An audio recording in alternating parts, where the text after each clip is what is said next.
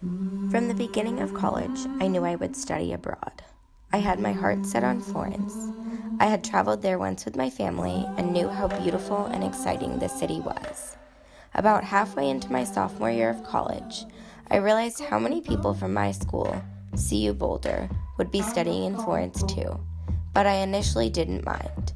However, when spring break my sophomore year rolled around, I decided to drive 2,700 miles in 7 days with a new friend. It was risky to say the least, but it turned out to be one of the best experiences I've ever had. It also made me realize how much I love exploring new places with one close friend or with a smaller group of people. There is something so intimate and eye-opening about experiences like these. This road trip made me reconsider studying in Florence, so I reached out to a well-traveled, close family friend who used to belong to the Peace Corps. I asked her if she could study anywhere, where she would go. She told me Lisbon. I was surprised, as I didn't know anything about Portugal and didn't know anybody who had studied there before me. I did a very small amount of research before making the spontaneous decision to come to Lisbon. I loved the idea of going somewhere I didn't know much about, somewhere I knew nobody going, but a beautiful city that was close to the beach. So I applied and shortly after was accepted to the CIEE program. At orientation in October, I met 6 other students who were going to be studying abroad in Lisbon from Boulder. There was a group of 4 boys who were being distracting and obnoxious. Little did I know that 4 months later, this very group of boys would be some of my best friends in Lisbon and some of my favorite travel companions around Europe. I decided to come to Lisbon alone so that I would be forced to meet new people, learn a new public transportation system, and live in a city for the very first time in my life. Since I am from Boulder and I go to college there too, studying abroad was my first chance to learn how to navigate a place and soak up all it has to offer. And I must say, I learned a lot in these past 4 months. I learned how it is to live with somebody who I barely know. In this case, the person was my lovely host mother, Teresa. It was a pretty easy adjustment, but I definitely had to get used to making my bed every single morning before leaving the house, as well as coming home around the same time every night for dinner, and letting her know what I was up to in between.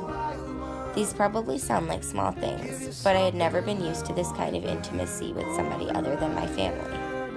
I then learned how to navigate the public transportation system in Lisbon, which took some time.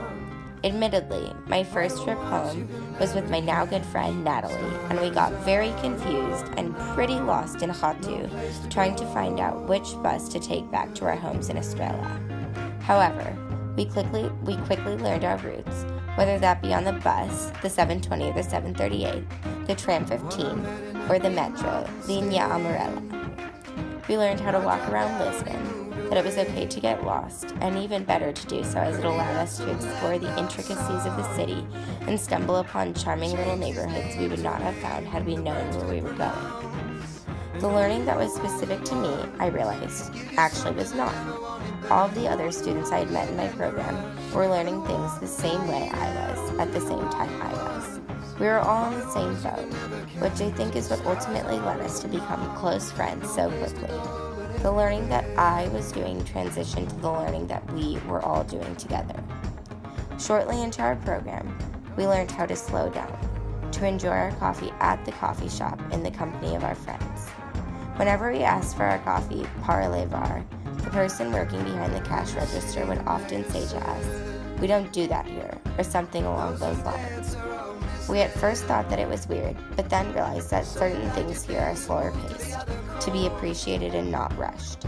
We learned how to travel together in small groups, to make compromises and give each person a turn to pick what they thought we should do for the day, or for the afternoon activity, or where we should eat for dinner, and so on.